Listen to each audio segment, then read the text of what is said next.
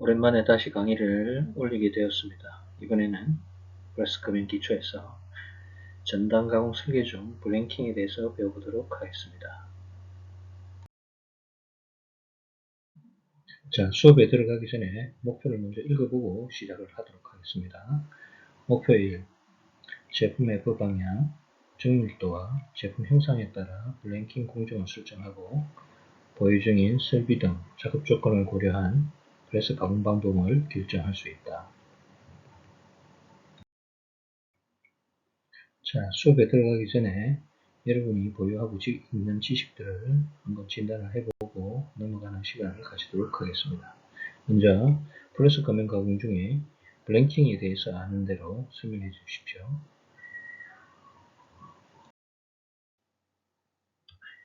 블랭킹 가공이란 가공재를 전단하는 상하의 한 쌍의 펀치와 다이의 전단날을 이용하여 가공재를 절단시키는 것을 말하며 소성 변형기, 전단기, 파단기 과정을 거친다고 보시면 될 것 같습니다. 그리고 소재에 가해지는 응역에 대해서 좀 더 알아보자면 A 부분에 해당하는 부분은 펀치에 의해서 인장력이 발생을 하게 되고 B의 부분은 눌려진 힘으로 인해서 다이에 압축력이 작용한다고 보시면 될 것 같습니다. 다음은 프레스 가면 가공 중에 피어싱에 대해서 아는 대로 설명해 주십시오.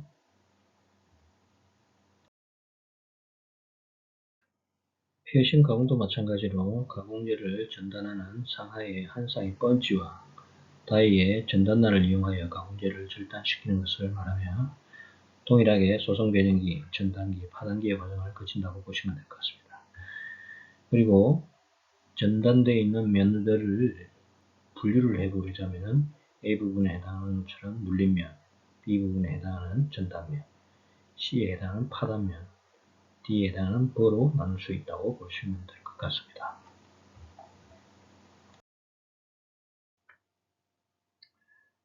프레스 금형 설계하는 데 있어서 일반적으로 많이 다루는 블랭킹 금형, 피어싱 금형에 대해서 이번 강의를 통해서 배우게 될 텐데 우선적으로 블랭킹 금형 프레스 가공 방법 결정하는 것에 대해서 좀 배워보도록 하겠습니다.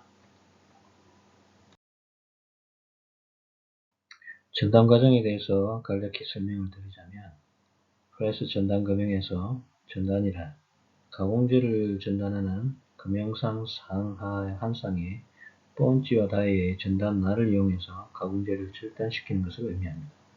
전단 과정으로 소성 변형기, 전단기, 파단기로 나눌 수 있다라고 먼저 퀴즈를 통해서 간략하게 설명을 드렸습니다.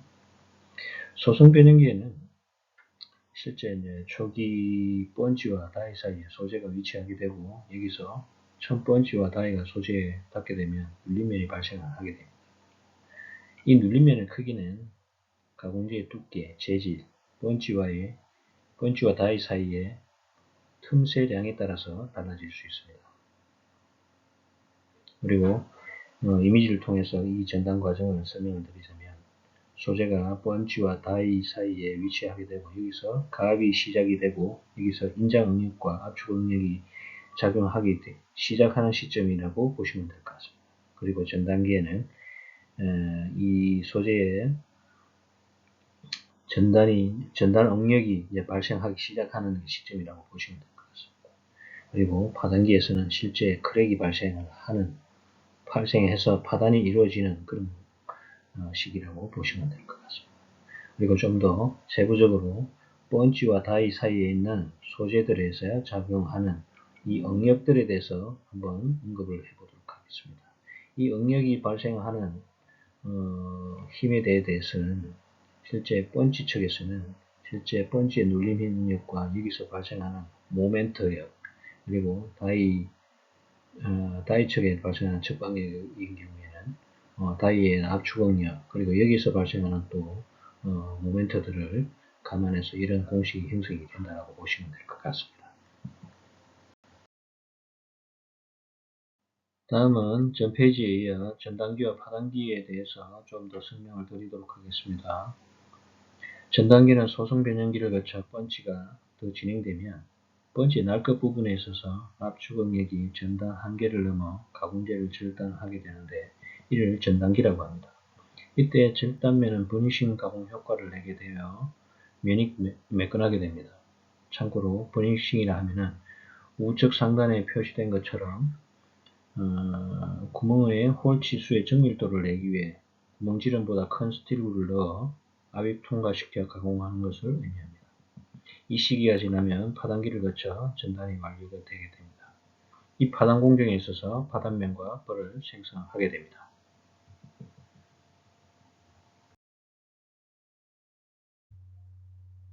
다음은 좀 더 상세히 들어가서 절단면 형상에 대해 좀 더 세부적으로 풀이해 보도록 하겠습니다. 절단면은 통상적으로 전 페이지에서 언급했던 공정들을 거치게 되면 눌림면, 전단면, 파단면, 뻘을 생성하게 됩니다.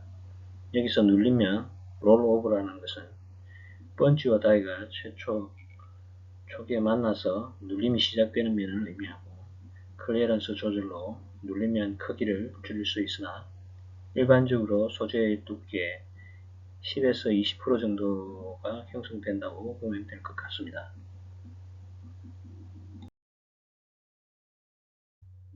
전단면은 버니시 서페이스라고 칭하고 이때는 버니싱 가공 효과 때문에 생성되는 면이라서 이렇게 칭한다고 보면 됩니다.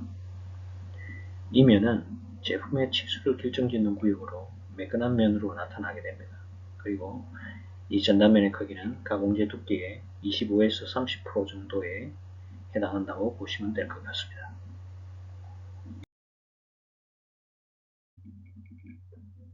다음은 파단면에 대해 알아보면 파단면은 인장 파단된 면으로 찢겨져 요철이 심하며 파단량은 클리어런스량에 따라 달라지며 연질 재료보다 경질 재료가 더 크게 나타납니다. 그리고 전단면과 파단면에 이루어진 각도는 주로 둔각이나 찢어지는 정도에 따라 예각이 될 수도 있습니다. 이번에는 버 관련해서 살펴보겠습니다.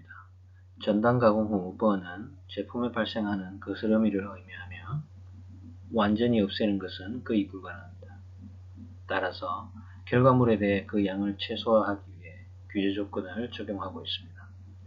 통상 최소 판 두께의 1에서 2% 정도는 발생한다고 보시면 될 것 같습니다.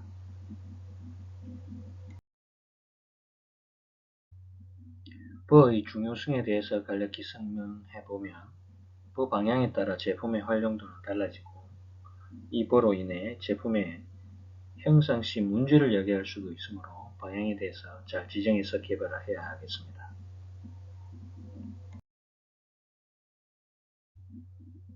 지금부터는 실제 설계를 진행할 시 공정 순서에 맞춰서 실시하기 위한 학습을 해보도록 하겠습니다.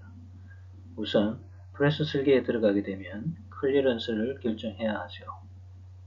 클리어런스라는 것은 펀치와 다이의 일정한 틈새를 의미하는 것으로 블랭킹 금형인 경우 블랭크 치수를 결정하는 것은 다이 치수에 해당하므로 실제 클리어런스는 마모율을 감안하여 펀치에 적용해줘야 합니다. 클리어런스의 양에 따라서 아래 이미지와 같이 절단면의 형상이 달라지게 됩니다. 그리고 통상적인 돛뼈로 설명해보면 우측과 같이 과대할 경우 눌림이나 파단면이 많아지고 과소할 경우 전단면이 늘어나게 되고 제품은 정밀해지지만 블랭킹력이 늘어나 금형 수명에 영향을 미칠 수 있겠습니다.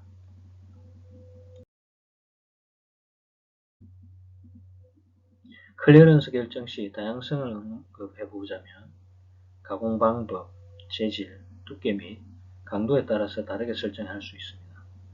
주로 블랭킹인 경우는 다이 치수가 중요하므로 펀치에 클리어런스를 적용하고 피어싱에서는 펀치 치수가 중요하므로 다이에 클리어런스를 적용한다고 보시면 될 것 같습니다. 그 예시로 우측에 보이시는 도표처럼 두께, 재질, 공정에 따라 클리어런스를 달리 적용하고 있습니다.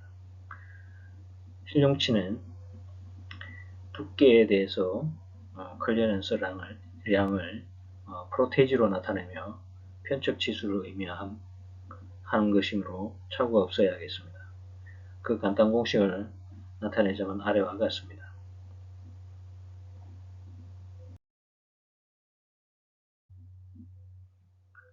클리어런스의 양에 따라서 금형 및 제품에 주는 영향이 다릅니다. 따라서 적정 클리어런스를 선택하는 것이 중요하다고 말씀드릴 수 있으며, 클리어런스가 미치는 영향은 아래 도표와 같이 작을 시는 정밀해지지만 금형 수명을 단축시키는 결과를 초래하고, 클리어런스가 과다하다면 제품의 품질에 지대한 악영향을 미치게 됩니다.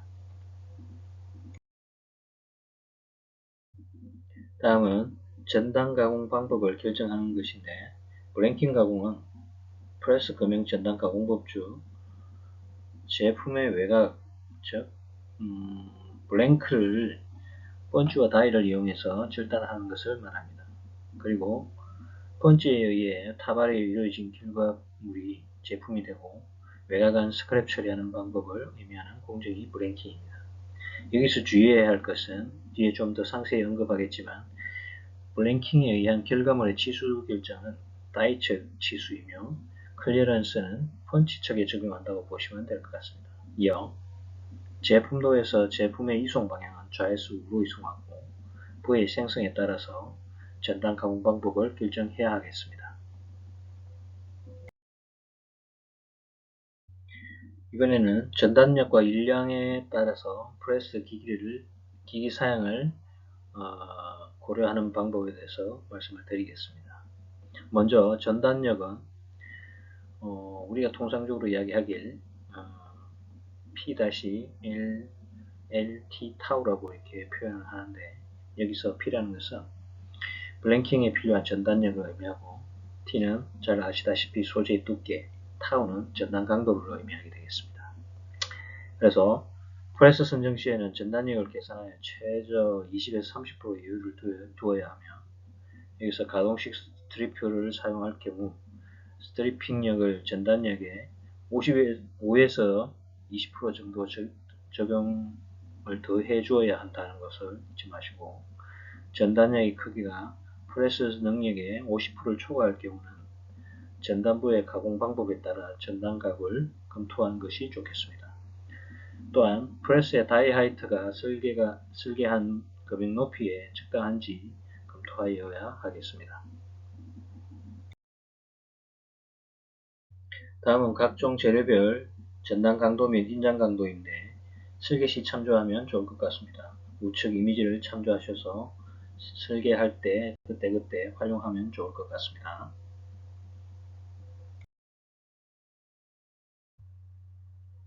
다음은 적정한 프레스 장비를 선정하기 위해서 일량을 구해야 하는데, 구하는 공식은 아래와 같고 이를 참조하시기 바랍니다. 그리고 재료별 보존 개수를 달리해서 장비를 선정해야 되겠습니다. 그리고 보존 개수는 재질별로 우측에 나타나 있는 도표를 참고하셔서 설계 시 적절하게 활용을 하시면 될 것 같습니다. 이번 시간은 전단 가공 중 블랭킹 공정의 개괄적인 이론과 설계 수행 순서에 대해서 배워보았습니다. 차시에는 좀 더 세부적으로 공정도 설계, 레이아웃 설계, 재료 효율 개선 등에 대해 배워보도록 하겠습니다.